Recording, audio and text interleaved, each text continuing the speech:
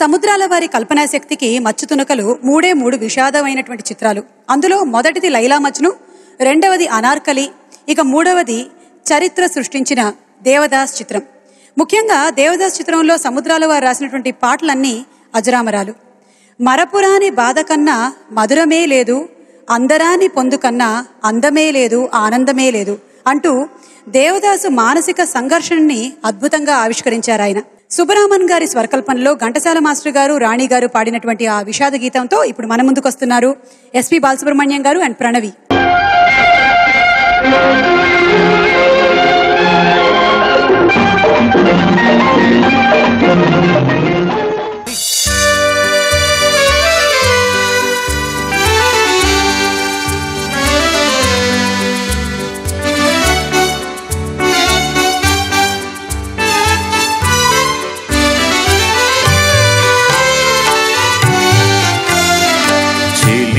లేదు చెలిమి లేదు వెలుతురే లేదు, చెలియలేదు చెలిమి లేదు వెలుతురే లేదు, ఉన్నదంతా చీకటైతే ఉంది నీవేనే, ఉన్నదంతా చీకటైతే ఉంది నీవేనే, మిగిలింది నీవేనే, చెలియలేదు చెలిమి లేదు వెలుతురే లేదు.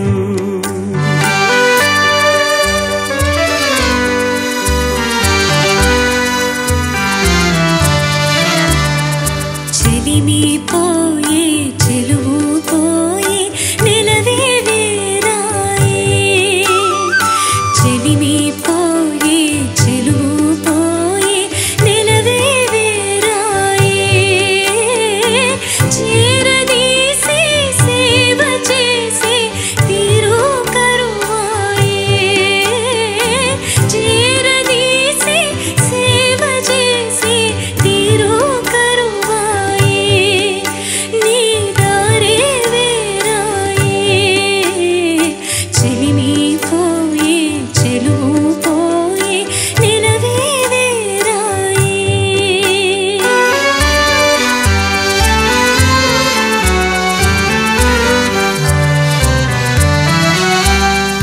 మరపురాని బాధ కన్నా మధురమే లేదు,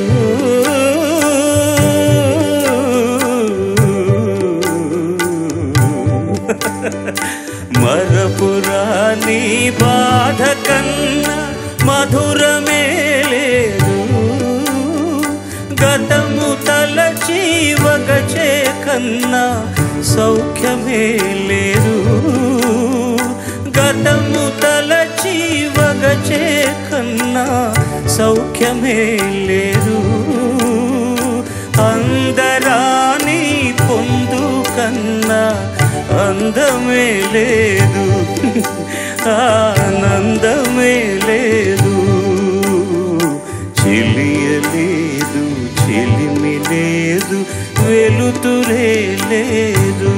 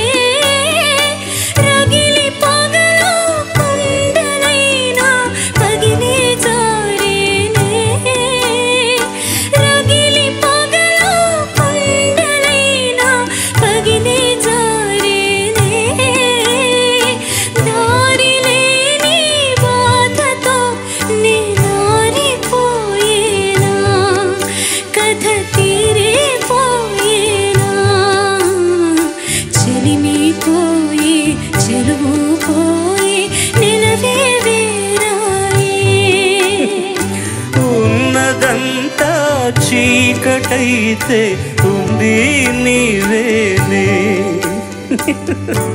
మిగిలింది నీవేనే.